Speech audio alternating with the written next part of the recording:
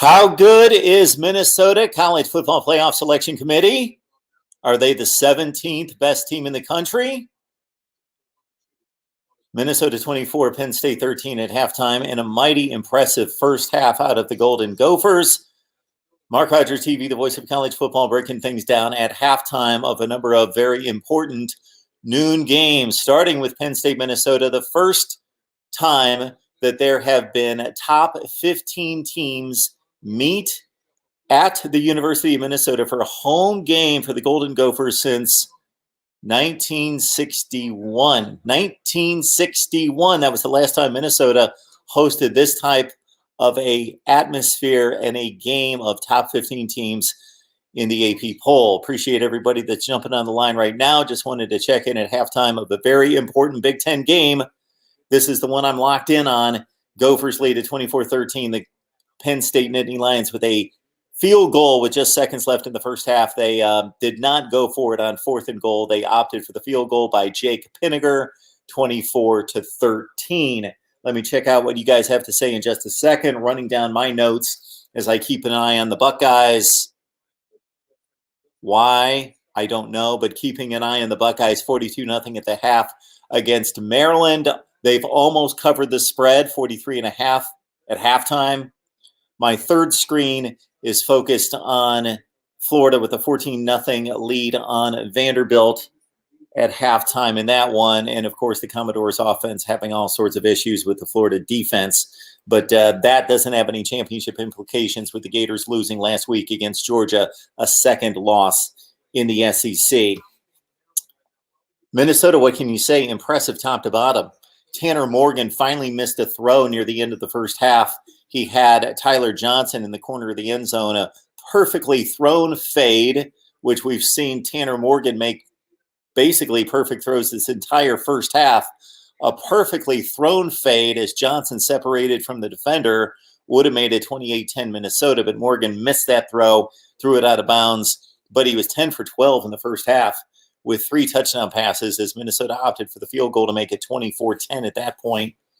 But, man, Rashad Bateman's been impressive. Again, Tyler Johnson, a number of tremendous catches out of him. How about Antoine Winfield, who predicted yesterday that he would take over the nation's interception lead? And he has in the first half. He has tied the kid at Texas Tech for the interception lead nationally with 7. Defensive backs calling for interceptions is unheard of because you don't know where the ball is going to be thrown. You don't know when you're going to get those opportunities. But Antoine Winfield has been awfully impressive. And many of you know the bloodlines. Ohio State great Antoine Winfield, who later played for the Minnesota Vikings and made it to 3 Pro Bowls.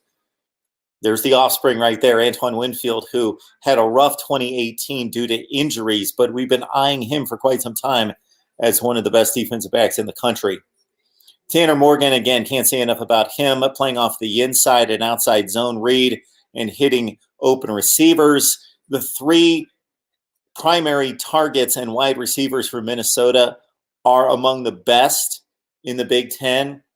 We've talked about Tyler Johnson for years. He actually had a reception early in the first quarter that was his 32nd consecutive game with a reception. That's a Minnesota record, and he is now tied for 3rd. He's actually now 2nd with a couple more catches, 2nd on the all-time list of Minnesota receivers with 175. Minnesota, P.J. Fleck, they were just talking about P.J. Fleck at the end of the first half, how impressed Todd Blackledge and Sean McDonough were in meeting him for the first time, sitting down and talking with him. And we talked to our Minnesota guy the other day, Daniel House, about P.J. Fleck and whether this is all for real. Is this a real thing with P.J. Fleck? The way he just brings this ridiculous amount of energy. And that's the word that comes to mind first and foremost when you talk P.J. Fleck is energy, but all the charisma, the big talk about how optimistic he is about life and kids and his players and his vision and his energy and just his the glass half full mentality just all the time, nonstop, full throttle. It's almost too much for a lot of people to take, but it must be for real. Everybody comes away, says, man, this is for real. This guy is like this all the time. And it's impressive what he's building in Minnesota. They may not hang on and win this game. For as well as they've played, they only have an 11-point lead. So it's only an 11-point lead, but they have outplayed Penn State big in the first half. But an 11-point game is still obviously up for grabs. Very competitive game. Three-headed monster from Minnesota in the backfield. Of course, Shannon Brooks, Muhammad Ibrahim, and the best back is Rodney Smith, and those guys are doing their thing as well. This team is third in the nation, second in the nation in third down conversions. When you go stat by stat by stat by stat, and I know much of this has come against lesser competition, but when you go stat by stat, you see why Minnesota and PJ Fleck, why he has built a culture of poise and discipline and toughness and execution. They execute. Third down conversion obviously has to do with how good the defense is as well. This does not, though. This team is second in the nation in fewest penalties to Wake Forest. Number 2 in the nation, fewest penalties, Minnesota Golden Gophers. It's remarkable what the guy's done. And I'm going to shoot an instant analysis once the game's over with my complete rundown of, I've just got tons of notes. Minnesota and Penn State have filled up my notepad just for the first half here. Antoine Winfield has been spectacular. The second interception he had down near the goal line, though, credit the Minnesota defender. I will identify him in my instant analysis, number 55. He caused the interception. He just blasted Ricky Slade, shoved him right into Sean Clifford's face, and caused the interception down near the goal line to Antoine Winfield. I'm talking all Minnesota just because they haven't received much love this year. Number 17 in the nation. I have them in the top 10. The college football playoff is going to wake up. Regardless of what the final score is here, they should probably rise even if Penn State wins this game, comes back and wins this game. Minnesota is a top 10 to 15 team in the nation. All right, and again, but it's all about winning because they got to win this Big Ten Western Division. That's the goal. Iowa, Minnesota coming up next. The winner of that game will have their sights on Minnesota. And that game is coming, of course, as Minnesota has to play Iowa and Wisconsin later. On the Penn State side, just want to bring to note 2 things here. Few things, maybe more than 2. The defense getting ripped up, over 300 yards by Minnesota in the first half. So Penn State's on a pace to give up more than 600 yards in this game. The Penn State defense that was second in the nation in scoring defense, ripped up by Minnesota in the first half. I do not expect it to continue at this rate. This Penn State defense is legitimately really good, but they are lost on some plays. Lost. The play action on the inside and the outside zone, and then Tanner Morgan going downfield, stretching the defense. They don't dink and dunk it, man. Minnesota goes for it. They are throwing the ball downfield. And Penn State just doesn't have any answers right now for that.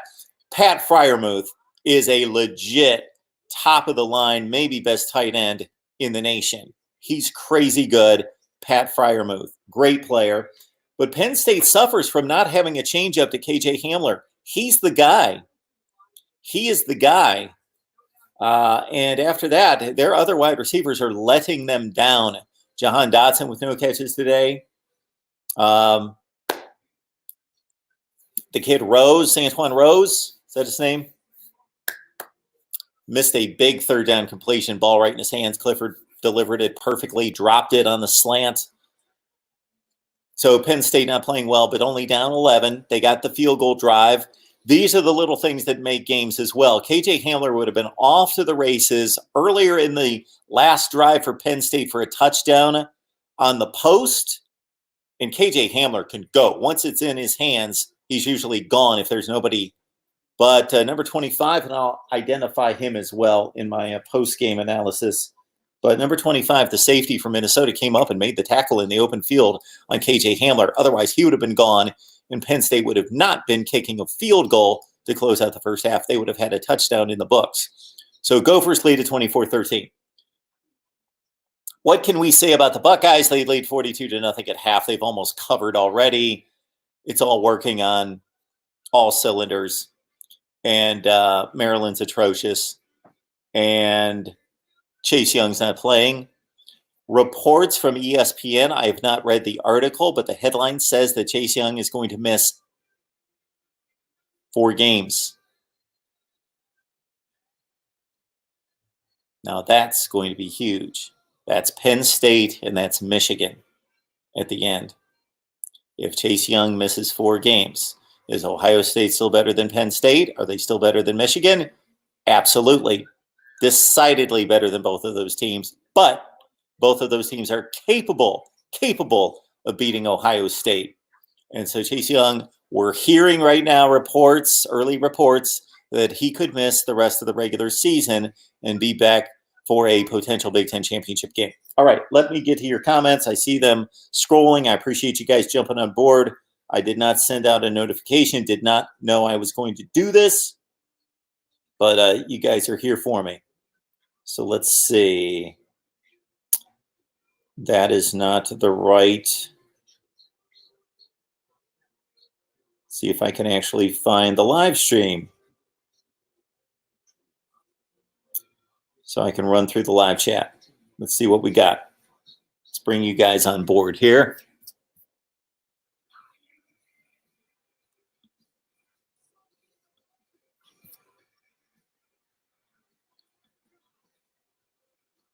Penn State fan, Jack, hang in there. 11-point game at halftime. All right, hang in there. Penn State not playing well on defense at all. Again, they've given up over 300 yards of total offense in the first half. Yes, Mick, Minnesota's ranked too low. Even if they lose this game, Minnesota is legit. They look really good. They are playing well in every level, all phases. Could be up by more than 24-13. I did not get to the TCU Baylor. I'm DVRing that game. I've seen maybe 10 plays of the game and flipping around during commercials, but the TCU defense doing the job on Baylor, 9-0, and they've basically owned the field position in that game from what I can tell. Jack, you definitely can turn it around. Penn State's going to be back in this game. It's going to be a good second half. Yeah, Buckeyes up big. NCIS Fanatic 21, appreciate you jumping on the line. Vodka, appreciate you here as well. Minnesota offensive line is freaking huge, especially the kid, and I keep forgetting his name, that plays right tackle. That's like 6'9", 400 pounds. Crazy. Matt, yes, PJ Fleck. Look what he did at Western Michigan. He took over the program, took a step back because he was instituting his culture. They went 1-11. And man, he tells the story in such funny ways that he tells the story about meeting his current wife when he was 1-11 and thinking, man, I didn't have enough confidence to get a woman. Thinking, why would she want to go out with this loser football coach at Western Michigan? And it's funny the way he tells the story. But 1-11, 2-3 years later, boom, they're going to the Cotton Bowl against Wisconsin, and they're undefeated. And look what he's doing here. Credit Joe Rossi, the defensive coordinator at Minnesota. They fired Rob Smith at the end of October last year after they had given up 60-some points to Illinois and some ridiculous amount of rushing yardage, 450 yards to Illinois. And they had just been blasted time and time again. Nebraska put up 53 against them. They fire Rob Smith, who had done a decent job at other locations, but apparently it just wasn't working there at Minnesota. Well, obviously it wasn't. They bring in Joe Rossi, and they have been a completely different defense. They were immediately the only game they lost after Joe Rossi took over as defensive coordinator was to the division champions, Northwestern. They only lost that game 14-10. They only gave up 14 points in that game. They beat Wisconsin. They beat Purdue. They beat Purdue 41-10.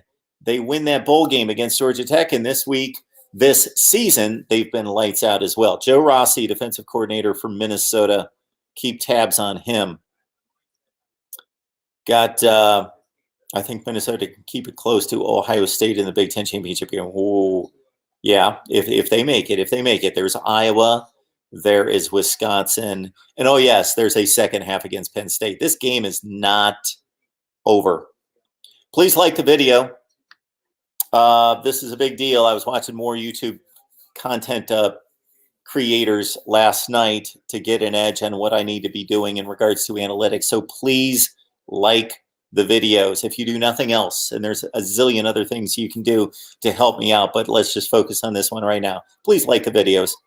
Go back and like them. Just on down the line. That would help tremendously. All right.